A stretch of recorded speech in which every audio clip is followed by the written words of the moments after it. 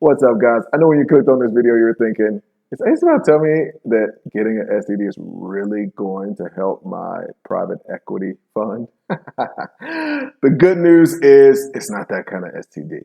But what we're going to go through today is really crucial to helping to make your fund successful. When I first started, I had bits and pieces of this, and one of the benefits to all this is just me going through the hard stuff so that I can help clients avoid the hard stuff. There's not people out there that have started. I was the first micro private equity fund.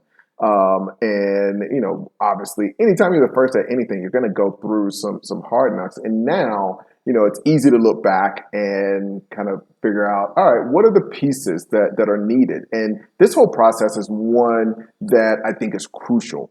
And it's walking through these three steps that will give you the clarity that you need to make the fund successful, but also to be able to raise funds. When you're communicating with an investor, you're going to need these three things to be very, very clear in order to attract them. So, for our purposes, STD stands for forming your strategy, coming up with your targets, and then having a specific deal structure that you're going after. Let's talk about each one of those. So before you're creating even your business plan, what this is kind of your strategic plan for your fund. And it's neat because this provides the groundwork for your prospectus.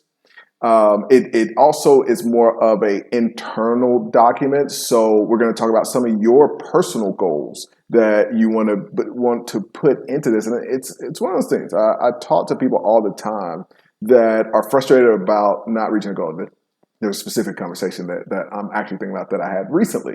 And so I'm sitting down with a person and they're like, frustrated. I've been trying to do this thing for a few years and they're trying to do something on the side and they have a job and blah, blah, blah. And as I ask questions, it becomes obvious to not just me, but also to them that they don't have clarity about what they even want. And so the first part of this, and we can get into the first step, which is strategy. First part of this is getting really, really clear on what your goals are personally. Not your goals for the fund, not your goals for what you want to return to investors, not any of that. Just what do I want my lifestyle to be? What kind of time do I want to spend with my family? What are the kind of financial goals that I want to achieve out of this? What do I need to get out of this? And as you develop your personal goals, it becomes easier to develop the business around it. And I think a little bit of it has always been the case, but I think even social media now reinforces that the fact that most people have these assumptions about what they want as opposed to having true clarity about what their goals are. And so it's like, hey, I want to have money and I want to have power and I want to have freedom. And it's like, okay, out of all of those three things literally mean nothing. Like, I want power, like that means that I want money, that means nothing. Like, if I give you $1, like, are you happy now? That is money. Those three things mean nothing, and people just have these goals that aren't very specific. And I was a victim of this. I was a victim of being that person that wanted success when I was young. And the first portfolio that I built literally created health problems for me. I was on an interview here recently with a company out of Belgium. And, it's kind of having flashbacks to, man, 10 years ago, my life was way different. And I remember going to the doctor because I had these hives on my skin. I'm like, I need some kind of cream. I need some kind of medicine. The doctor's like, there's nothing I can do. This is directly caused by the amount of stress you have. The only kind of prescription that I can give you is to take a vacation. And, still took some things after that. But eventually I realized, like, hey, I need to change something. This is not working at all. So what was really a goal that I thought I had, and at that point I had 10 different companies. They were all offline deals. It was very successful. Just financially, I was very successful. Had amazing house, 4 cars. Just all the typical things that you think. Okay, this is what you want. But the truth is, when I took the time to step away, and like I said, it still was a process. I realized, wow, like this portfolio of businesses isn't what I want, and going through that helped me get clarity, and it also helped me come up with the questions that I ask clients to make sure that what they're doing is actually the right thing, and then we come up with a plan that I can hold them accountable to that not aligns to what Ace thinks is successful or what society thinks is successful or what they're going to be able to post on their freaking Facebook timeline or Instagram and get a bunch of likes. It's deep down inside, what is the life that you're trying to create? And I think that is something that is the first step to being able to develop your strategy. So after you come up with, okay, this is what I want my fund to do for me. This is the lifestyle that I want to have, and these are the financial results that I want to have. It's going to be a little bit easier to figure out, what are the types of businesses. We're going to talk in a second about what target businesses do I want to go after. Based on that, you're going to have a sense of, okay, these are the types of businesses that I want to create. The other thing that's going to do is tell you these are the types of investors that I want to go after. So the two things that you want to think about when it comes to even what you want to promise your investors is there are a lot of different types of investors that we go through when we're talking about approaching investors, and we have basically a funnel that we take investors through. But one of the simple ways, the first things to think about is, are you going to go after people that are looking to get capital gains? Or are you going to go after investors that are looking for income? And again, some of that is going to be based on your lifestyle. If you're somebody that really wants to hustle, you want to help grow companies, then maybe the capital gains investors are the people to go after. If you're somebody who enjoys working with that young company that has a bunch of potential and you're going to put in the sweat equity, again, those capital gain investors will be the investors that you want to go after. If you're somebody that's looking for more of a passive fund that doesn't take a ton of your effort in growing the portfolio companies, you're going to go after more conservative businesses that, they don't have that upside potential, but they also don't have the downside potential. The equity, the capital gain side is a little more stressful. It's awesome to say, oh, I'm going to go out, I'm going to find this small business that can grow into Pinkberry or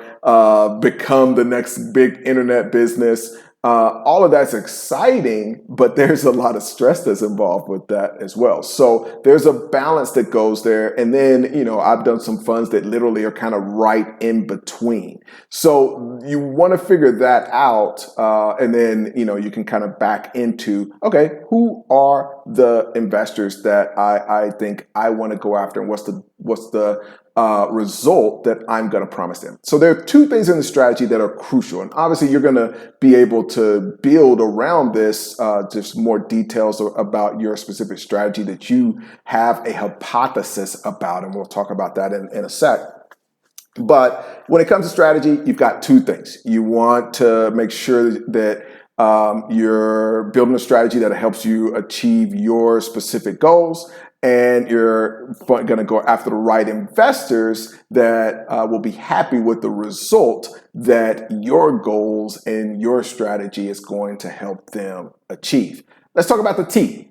Now, when it comes to the target business, this is huge because, I talked a little bit about having a portfolio of businesses that I was really, really involved in, and they were all offline businesses. All of the managers, I was their direct report, and it was it was varied. I had a mortgage company, a franchise that bought real estate, home investors, had some tanning salons, had a retail. I mean, just had a lot of different kinds of businesses. And that was a little bit of the stress, was just keeping up with all of those things. Now, it's obviously, I'm going to advise a lot of people against that, but there are certain people that is the right environment. And, the honest truth is,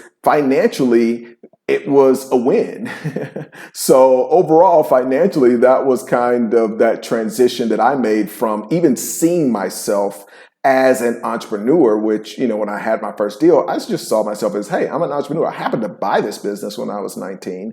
But at the end of the day, I am a entrepreneur that's going to, just start businesses and own businesses and that kind of thing. But that shift to me thinking, no, I am a private equity investor and I want to have a portfolio of businesses that are generating me income. That was the shift that changed everything for me. But you've got to come up with, what are the target businesses that I'm going to enjoy working with, that are going to help me achieve my personal goal that we talked about in the strategy step, and that are going to deliver the results that the investors that I'm working with will be happy with.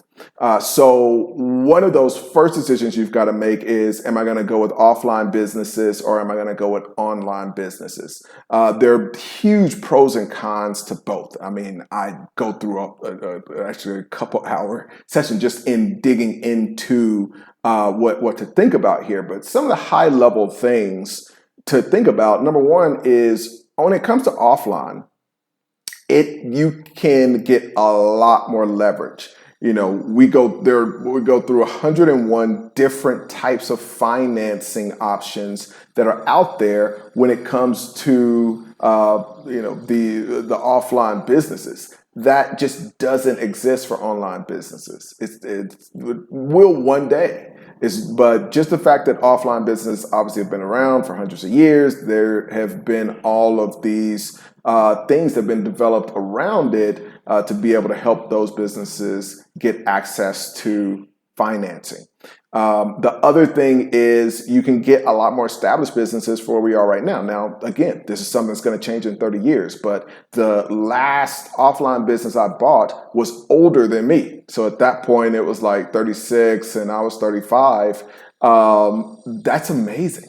To be able to buy a business that's been around for 36 years, in the community that we bought it in, it was just, you could say the name to anybody in that town and they would be able to tell you the exact location. You can't spend enough money to do that with a young business, especially not a startup. You just can't spend enough money. It takes that amount of time of just having that longevity. And then the other really incredible thing with that business was just like, the books and everything was immaculate. It had the same amount of money that came in every single year. It just, you get that with those kinds of small businesses. So lots of upsides there. Obviously, one of the things that was a big thing, that was a big goal for me, was I realized, like, man, I really love traveling.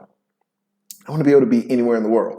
Right now I'm overseas. I want to be able to go places and that kind of thing, and choose. I recently landed in a place early in the year. It was like, hey, I want to spend like 6 months here, and that becomes reality. It's not a tough thing for me to be able to achieve.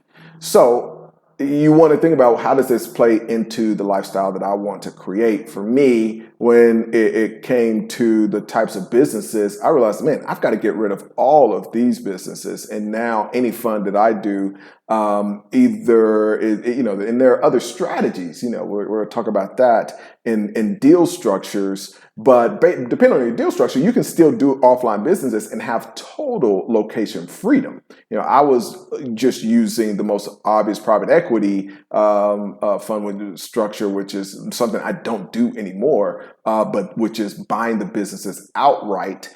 And in that kind of deal structure and combining with the offline businesses, it creates that dynamic where it becomes a little bit of an anchor. So with all three of these things, you're mixing and matching. As we talk about the target businesses, you can do those in a way when we get to number three with the deal structures that still can match to your other goals, your financial goals and your lifestyle goals. When it comes to your financial goals, again, it's hard to beat offline businesses because of the leverage that you can get. If you have a specific dollar amount, it's going to be a lot easier for you to achieve that when it comes to offline deals than online deals because of all of those options for leverage. Now, online businesses. The obvious benefits to the online deals. You've got the location independence, the scalability. One of the things that I love is that it increases the number of people that can buy when we exit. But the big downside is the lack of leverage. The other thing is the huge risk. I mean, that 36-year-old business that I talked about, that thing isn't going anywhere. Like that is, it will take, even if it starts to die, it's going to be a slow death. You're going to get a big return. You're buying something at a 3 multiple, which means you're getting all your business, all your money back, which actually most offline businesses you can get those for lower than a 3 multiple. You get those at a 2, which is another benefit that I didn't mention on the offline side, which, there's so many of them.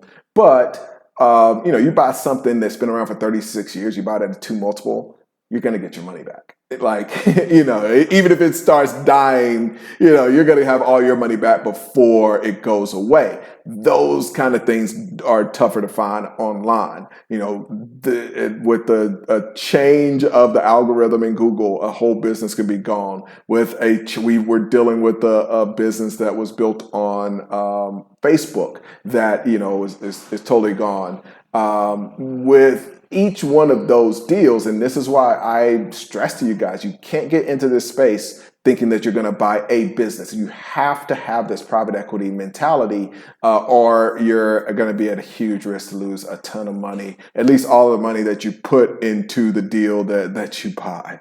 So that's something to be aware of, be wary of when it comes to online business. But after that, you get into, in offline, what industries do I want to focus on? On the online side, what business models? Are we going to go after SaaS? Are we going to go after content businesses? Are we going to build up a portfolio of e-commerce or FBA? So there are all those things to consider, and you're matching those things back to the strategy that we talked about. Now, let's get into deal structure, because now we're going to take the two things we come up with, the strategy and the targeting, to figure out what types of deals we should be doing.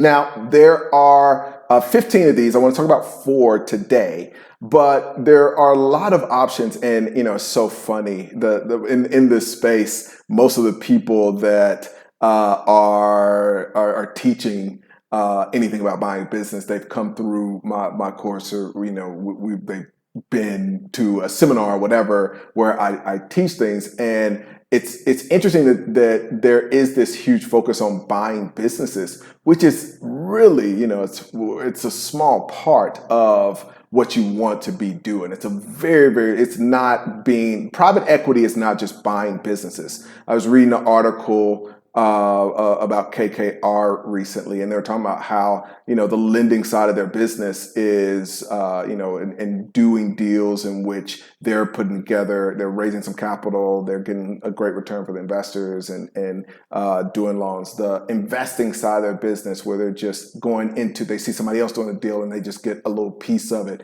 or participate in kind of consulting and helping. Like, all of those things are where the money comes from. If you're just going out and trying to buy a business, number one, again, you're at a huge risk, and you're just leaving a lot of money on the table for doing the exact same thing that you're already doing. So when it comes to deal structure, let's talk about 4 of these types of deal structure. Like I mentioned, the most obvious one, the thing that people talk about when it comes to this stuff, is buying a business. It's a very small part of my business.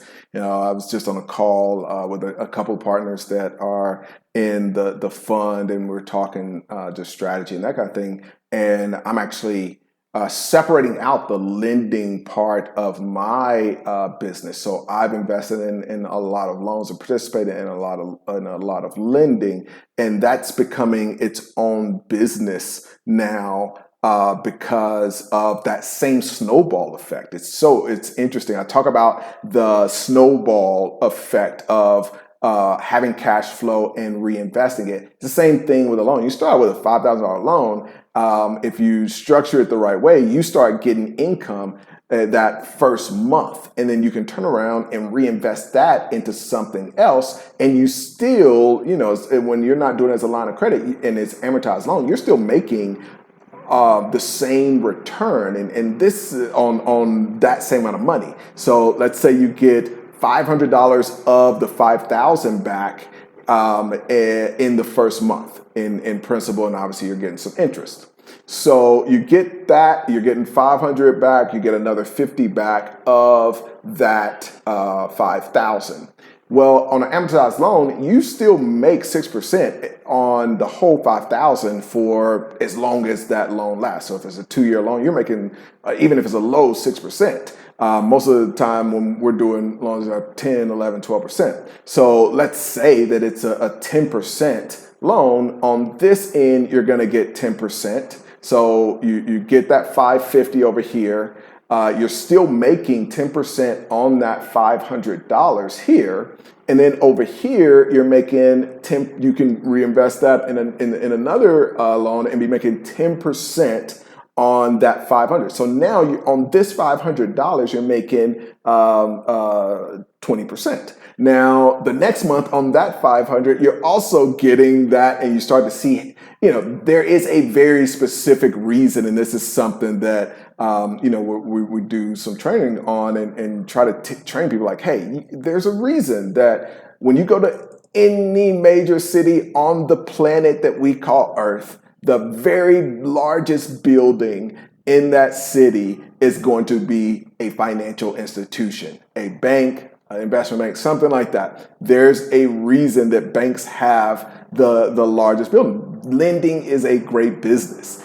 So it's interesting that as much as we look at the Lamborghini on Instagram and we think, oh, wow, like this guy's making money. It's like, dude, like, this is millions. Like, let's go and look and see who's making billions, and let's get a little piece of that. Like, if you go and you do a little bit of what the guy that's making millions is doing, and you can duplicate what he's doing and get a portion of what he's up to, you make a decent living. If you can just do 1% of what banks do, you're wealthy. So it's frustrating. Obviously, we know the reasons why that is, but think bigger. Look at who's really making the real money, not who has enough time to put a Lamborghini on Facebook. All right, so we got buying the business outright. We've got lending on deals. We've got investing is another one that I mostly do. So even with our most recent fund, and this is another key thing when you're thinking about your strategy. The cool thing when you're investing in deals is you can leverage your money in a bigger way. We got to participate in a deal that was a $5 million deal. We got equity in that whole thing, but we put up one and a half. But we get a bigger business that's more established and all of that. But we also are leveraging our money because we still had the large portion of that total 5 million. But we only put up 1.5. And this is when you get we've got some seller financing and that kind of thing in place. But the idea to all of this is when you raise a certain amount of capital, you're going to be able to 5x, 3x that capital. So if you put together a $1 million fund, you should be able to get control or have that fund buy 3 million, 4 million in assets, whether you're investing alongside other people or you're buying the business. You should be able to get access to other sources of funds, loans, seller financing, and multiply that. The last one I'll speak a little bit about, just because this is getting a little long. I don't want to have you guys get too bored here. But the last one is options and getting options on deals. There's some really, really cool strategies that you can use to leverage options in these deals. And I'll do a separate video and dig into some of these lending things and options things. The other thing that I want to spend some time on a video talking about is, we'll dig into this in the next videos, all the ways to raise capital beyond just trying to go out and talk to people. Because the idea here is, how do you start from nothing and start to build your private equity fund? If that's something you're interested in, shoot me a text. Feel free to reach out. You can reach me on my phone number is 585-670-6609. Again, that's 585-670-6609. I'll put it in the description below. But give me your questions, guys. I know that, I've got some of you guys that are looking to put together a fund. I've had a couple of you that have put in the comments that, you're talking to people, you're raising capital, you've got your partners. Hopefully these three things, this is the next step. Put together your strategy, come up with your target, and put together your plans for the deal structures that you want to do that match your strategy and the deals that you're targeting. And then guess what? You've got your STD and you are ready to do to start your fund. So again, feel free, shoot me a text. I want to start some conversation with you guys.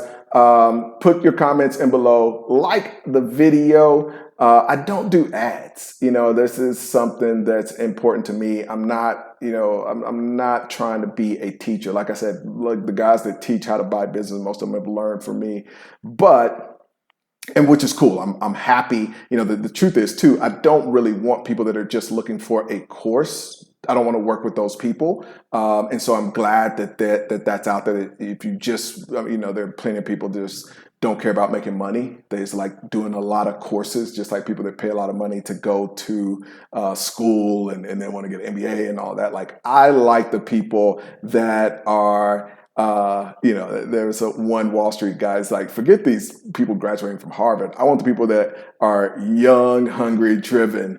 And I want people that are driven, that really want to do deals. I'm proud of the fact that we're doing distributions on deals on people that we're in partnerships with, which, are clients.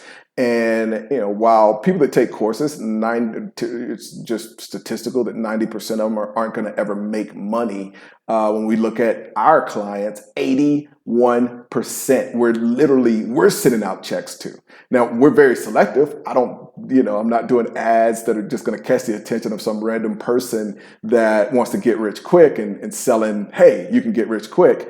I'm really focused on, people that you have to find me. Like, you have to find me, you got to hunt us down, you got to want to do it, you got to pay before we even talk. So I get good people that I can partner with on deals, but 81% of the people that represent the folks that are in the program are literally not just like, like they've, close a deal, whatever. They're getting a check from us because we're in partnership on a deal. So that's what I'm focused on. If you're one of those people, feel free to shoot me a text. If you're one of those people that just wants to talk about doing stuff and not take action, my life is too short. I value my time too much. So you can go find one of those courses. Again, shoot me a text, 585-670-6609, and put questions in the comments. Like the video, feel free to subscribe or not. Thanks for checking out the video, guys.